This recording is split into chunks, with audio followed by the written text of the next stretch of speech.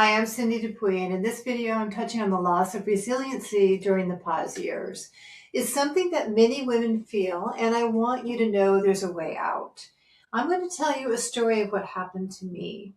My body was trying to tell me something, and it was whispering very loudly.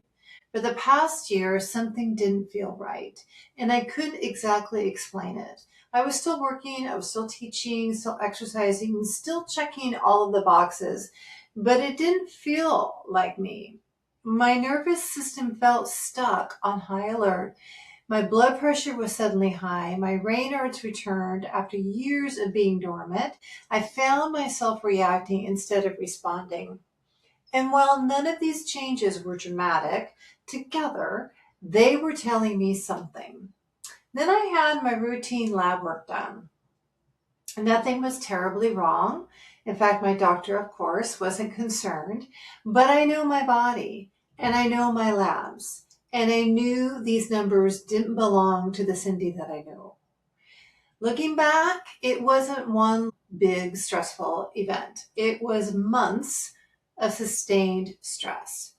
Creating and launching a new course, teaching, traveling, a digestive issue that lingered for almost a year, a strange reaction to heat and sunlight that caused rashes that lasted for months. And while none of it was enough to stop me, together, it slowly chipped away at my resilience. I think, like many other women, it just snuck up on me. So, when we left for our 2-month trip to Ecuador, I made a decision that I would cut my work in half. I gave myself permission to recover. And something remarkable happened.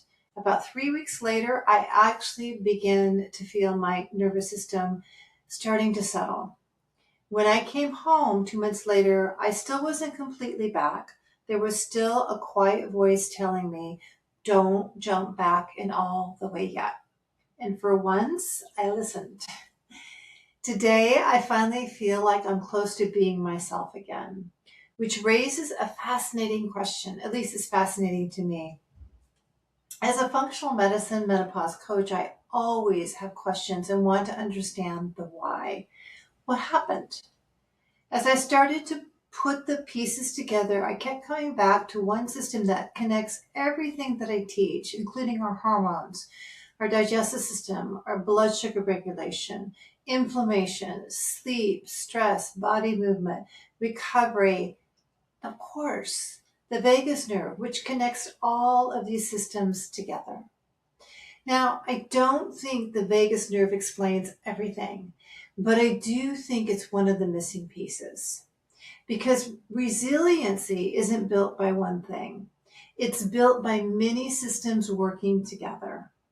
And when one or two of those systems becomes overwhelmed, or when the loss of hormones during our pause years reduces our ability to bounce back, the whole picture can begin to change. So over the next several weeks, I'm going to explore what happens to our body as it loses resiliency and why, and more importantly, how we get it back. Because I know I'm not the only woman who's ever looked in the mirror and thought, I don't feel like myself anymore. And it's not that we're weak or broken, although we may very well feel broken. It's that we're working with a different set of circumstances. And it's important that our story is heard and we learn about it. And it's just the beginning and not the end. So if you would like to find out more about how all this works together, please like and subscribe to my channel so you'll be notified when I do post new videos.